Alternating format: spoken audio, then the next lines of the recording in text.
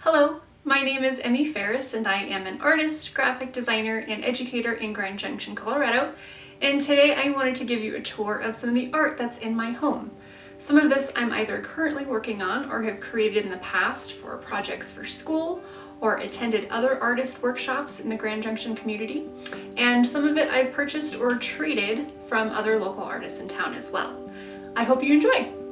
So this is a piece by my friend Jen and her husband Matt of Canvas and Quill.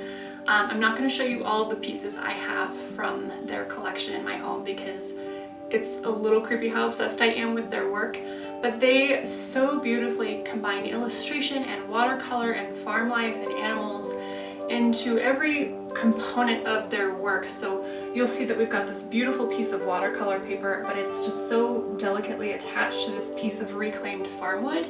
I love the aesthetic, especially for my kitchen and my dining room area. It's so peaceful. I have some of their work at my office as well, so I am just obsessed. Thanks, Jen. So this is a map that I created of the National Monument, and I created this map during a sketchbook class taught by Susie Garner at Colorado Mesa University, and this sketchbook class was fantastic. Every week we had a different prompt, and by the middle of the semester I had really rekindled a love for sketching that I honestly didn't even know I had. And the prompts that Susie created for the class really helped kindle a love for exploring, observing things in a different way. And even though we were supposed to sketch a little map in our tiny little sketchbook, I felt so inspired to create a map of a place that I loved hiking with my husband, so this is what I came up with. Sometimes my husband and I will want to go on a hike but not know where, so we'll come to the map, close our eyes, and point to a location, and whatever we end up pointing to is where we end up hiking that day. Okay, this isn't necessarily a piece of art, but you other graphic design nerds might completely fan over this the way I did. Growing up, my mother had her grandmother's thimble collection displayed in these typeset drawers, and as a kid I had no idea that they were typeset drawers.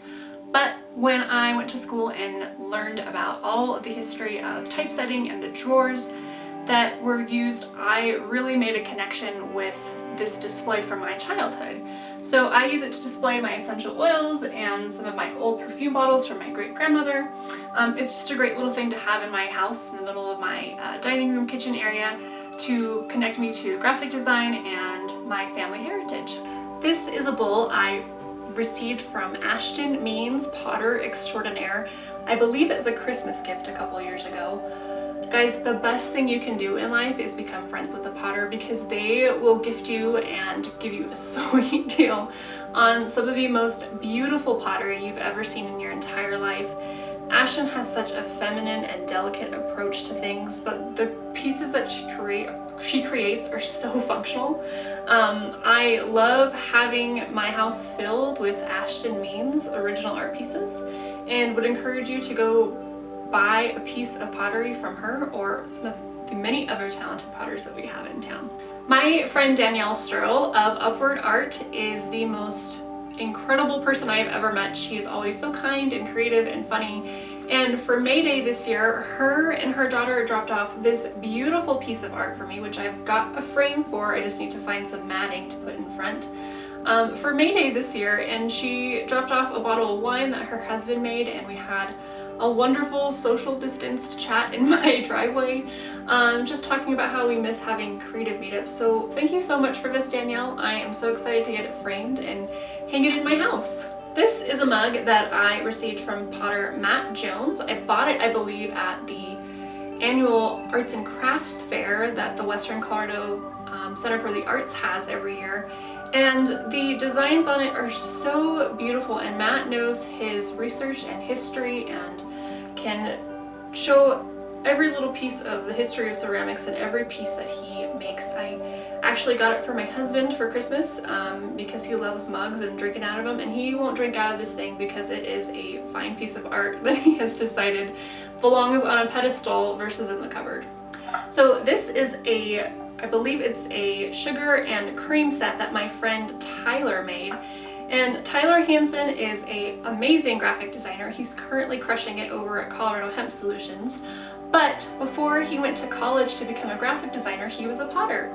Now, a couple years after we graduated, he had sent me a message saying, hey, can you make me cupcakes for my birthday? When we were in college together, I created some pretty amazing, if I do say so myself, lavender honey cupcakes for a class, and he told me he's had dreams about them.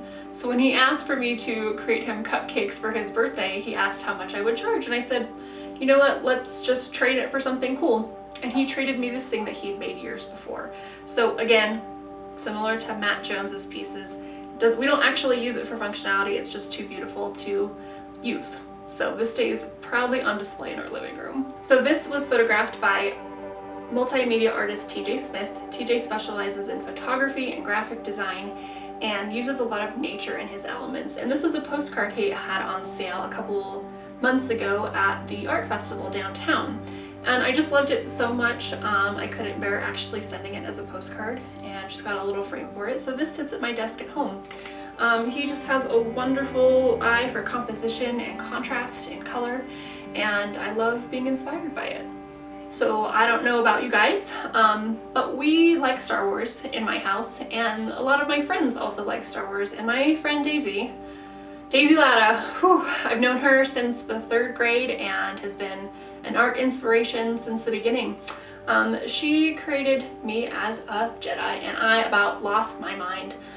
She also wrote the Jedi code on the back of this, so I was able to get a frame that I could swivel around any chance I got to enjoy either myself as a Jedi, but when my head got too big, I could turn around and look at the Jedi code to remind myself of what's important.